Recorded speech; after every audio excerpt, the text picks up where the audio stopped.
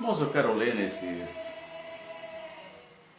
nesse feriado, 1º de maio, Dia do Trabalhador, um texto bíblico muito conhecido que se encontra em 1 Reis, no capítulo 19, o versículo 8 a seguir. É muito extensa, eu vou ler alguns versículos para falar do que iremos falar. Em 1 Reis 8, o 19, a partir do 8, fala daquela história de Elias e o encontro com os profetas de Baal e Azera, que todos conhecem, e das consequências daquilo. Vamos ler 1 Reis 19, o versículo 8. A epígrafe, ou o título, como queira chamar, é a seguinte: é Elias no monte Horebe. Diz assim: levantou-se, pois, e comeu e bebeu, e com a força daquela comida caminhou 40 dias e 40 noites, até Horebe, monte de Deus. E ali entrou numa caverna e passou ali a noite. E eis que a palavra do Senhor veio-lhe e disse-lhe: o que faz aqui, Elias? E ele disse: tenho sido muito zeloso pelo Senhor Deus dos exércitos, porque os filhos de Israel deixaram o teu concerto, derrubaram os teus altares, mataram os teus profetas à espada. E eu fiquei só, e buscam a minha vida para tirarem. E ele disse: sai para fora, e põe-te neste monte perante a face do Senhor. E eis que passava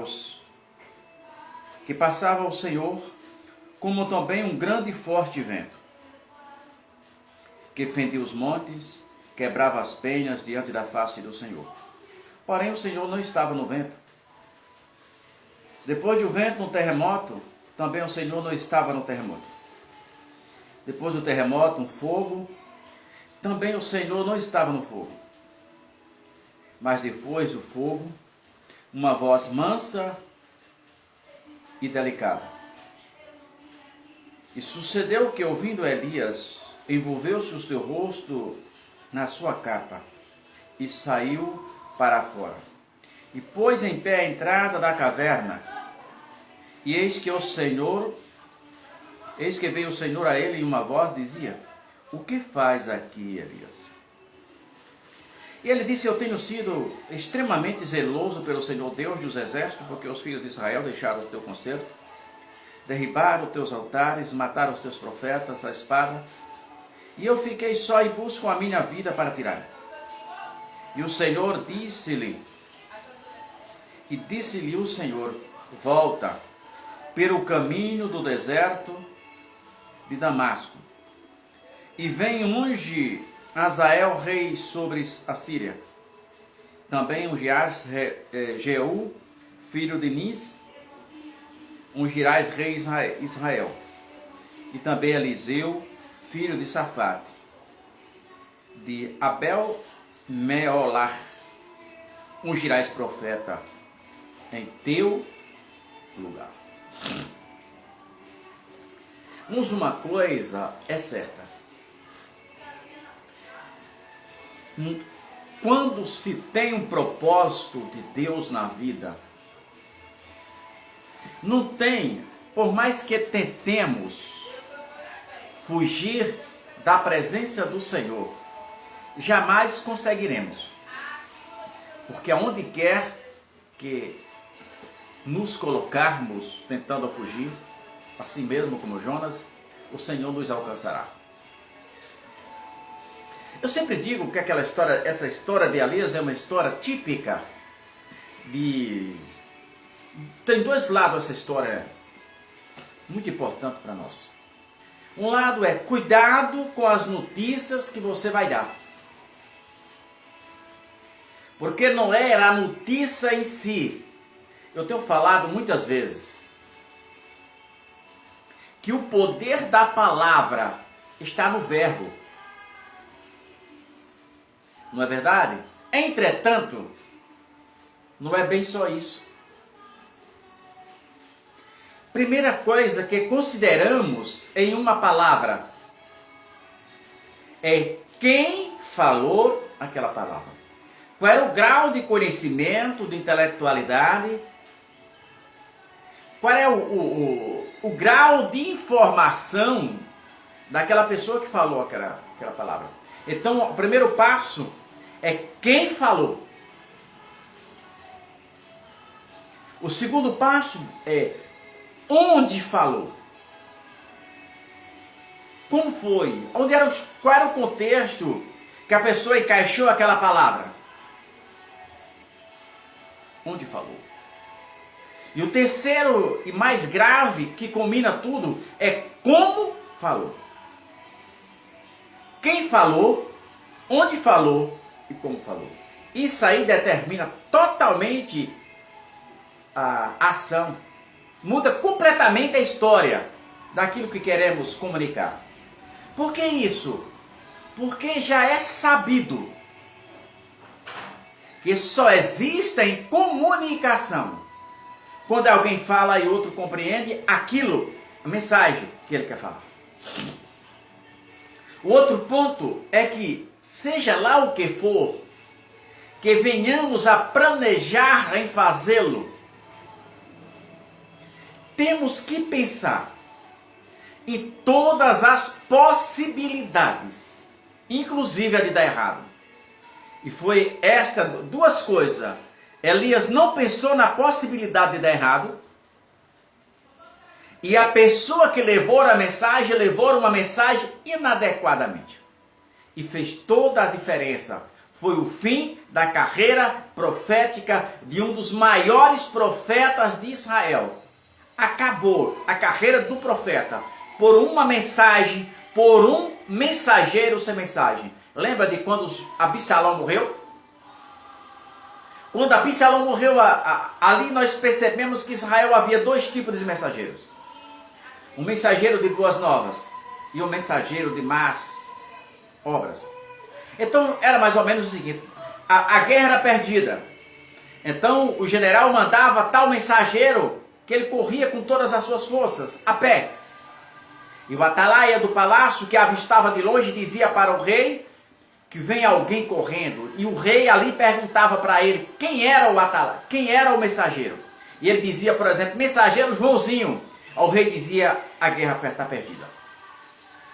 Aí se dissesse o mensageiro Zezinho, ele dizia, pronto, graças a Deus conseguimos a guerra. E na hora que o filho do rei morre, Absalão, o mensageiro Joabe envia o mensageiro certo, que era o mensageiro de más notícia, que a presença dele já sabia que o filho do rei estava morto. Mas o mensageiro de boas novas insistia. E Joabe dizia para ele, meu filho, não é a tua oportunidade, porque o filho do rei é morto.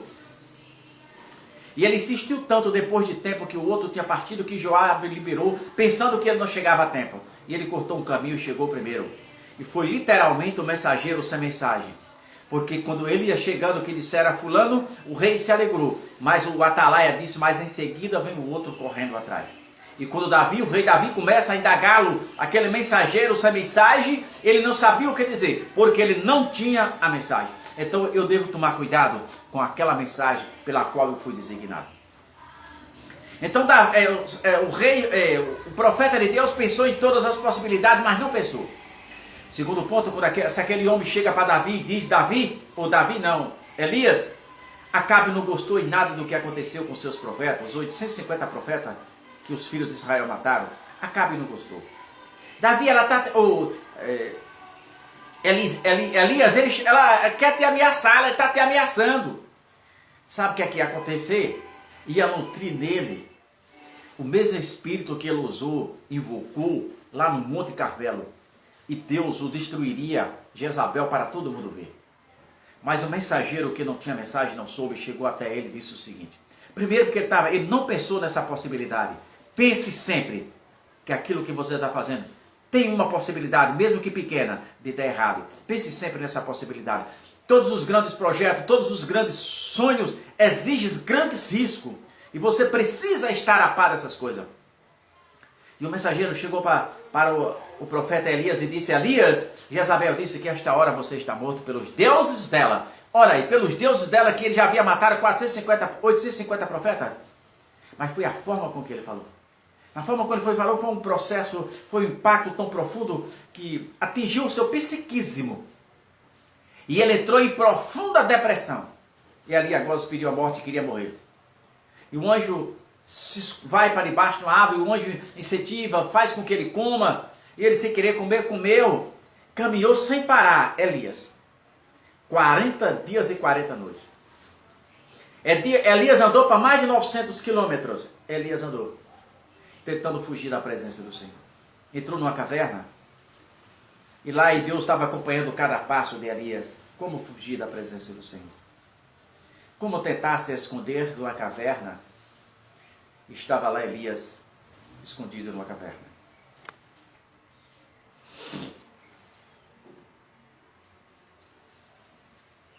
Então, irmão, a maneira como que a pessoa fala influi totalmente na vida do outro. E você vê que Deus pergunta, observe a expressão, que tinha fogo, teve terremoto, teve tudo. E a Bíblia diz que depois uma voz mansa e delicada perguntou, o que faz aqui, Elias?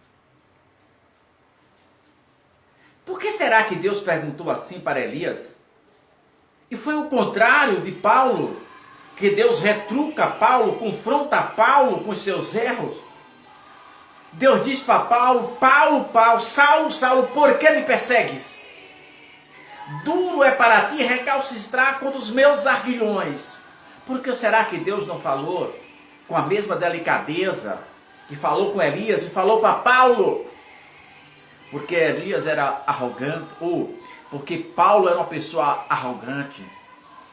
Paulo era um doutor da lei, tinha toda uma autoridade, estava usando da sua autoridade. E Deus queria fazer para Paulo que ali a autoridade era dele. Elias não. Elias estava um homem fragilizado, envergonhado, fugiu da sua pátria. Um homem que não tinha mais força moral. Espiritual sim, mas Elias não tinha mais força moral para ser o profeta de Deus a Israel. E Deus disse, o que é que eu vou fazer com meu servo? Deus viu que o profeta Elias não tinha mais condições moral para ser o profeta dele, Israel. E Deus interferiu nas nações e disse também, ungirás Eliseu, profeta, em seu lugar. Todo aquele desastre que aconteceu na vida de um dos maiores profetas, que foi ele fugir literalmente envergonhado, com profunda depressão, fez com que o profeta de Deus esquecesse coisas grandes, magníficas, inexplicáveis, como o fogo descer, consumir a água e o holocausto. Mas o impacto de uma palavra mal dirigida, a mesma palavra que cura é a palavra que mata. Por isso que muitos líderes têm sido verdadeiros assassinos da igreja de Cristo. Usando, em vez de usar uma palavra de conforto, uma palavra de renovo, eles usam palavras dirigidas sem a direção de Deus para ferir aquela ovelha que já ferida está. Jesus não. Deus, quando viu o profeta ferido, machucado, envergonhado, o profeta que fugia da sua pátria, se escondeu numa caverna, que ali para Elias era o fim dele, era o último estado de um depressivo. O depressivo tem estado de hipersensibilidade, ele chora com tudo, é um dos estágios. Pode ter estágio também da violência, tornar-se agressivo. Mas o último estágio de uma pessoa depressiva é o isolamento. E o isolamento leva ao suicídio. E Deus estava acompanhando o profeta. Foram 40 dias e 40 noites de Deus aos pés daquele profeta caminhando. Quero ver para onde meu servo vai. E ali Deus acompanhava ele. Deus ouviu Deus acompanhava a cada passo. E Elias se escondeu numa caverna. E Deus disse: Elias, o que tu está fazendo aqui, Elias? Sai para fora. Talvez Deus está falando para alguém nessa manhã. Não falo com um homem escondido em uma caverna. Saia dessa caverna. Se coloque na posição dizendo: Senhor, fala comigo. Senhor, eu quero ouvir a tua voz, nem que seja para me substituir nesse ministério. Porque Deus falou com Elias. Tem muita gente enganado, acha que o ministério ele é eterno. Não! O ministério de Elias não foi eterno, Deus tirou. Deus mudou o profeta. Pense nisso. Saia dessa caverna enquanto é tempo.